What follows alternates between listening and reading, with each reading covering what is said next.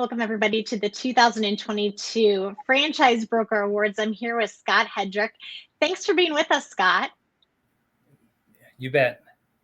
So tell us what it feels like to have an award like this given, because I want to talk to you about all the great things about being a broker and what it takes to be a good broker. But how do you feel just even getting an award like this?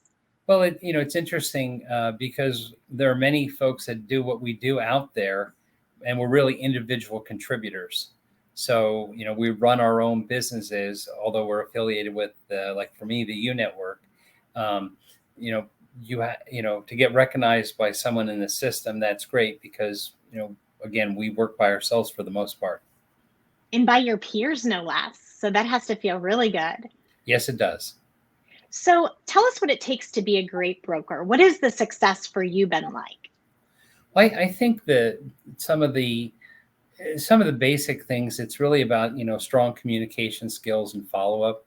I think you really have to understand your client, what their motivation is, what their, why do they want to become a franchise owner? What's that lifestyle they're trying to achieve, and what's the financial requirements they want on the back end. I think another thing to be successful is to kind of to learn the systems and the inventory so that you can match up the appropriate franchise with the client, if you will.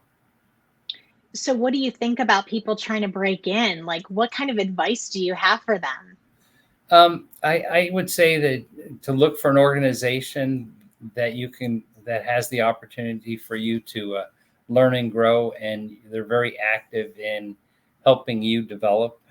At the U Network, there's a lot of folks that kind of pitch in and will help new oncoming consultants or brokers learn the tricks of the trade, if you will, and help you be successful. So I think that's kind of one of the things. I think learning the inventory, knowing what's there, and then understand that when you start in this business, it takes a little bit of time. You've got to build that pipeline or those candidates, and it takes time to do that. But once it gets up and running, it's very rewarding because you're interacting with quite a few folks.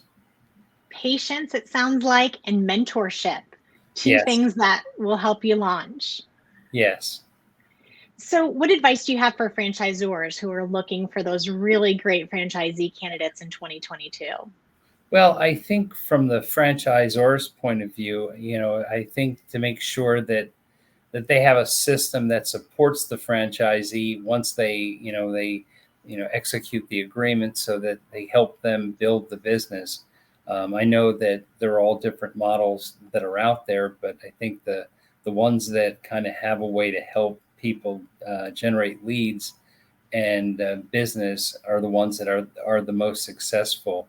I mean, everyone has digital marketing programs and print collateral, but it's the ones that have those other kind of activities that help kind of drive the business.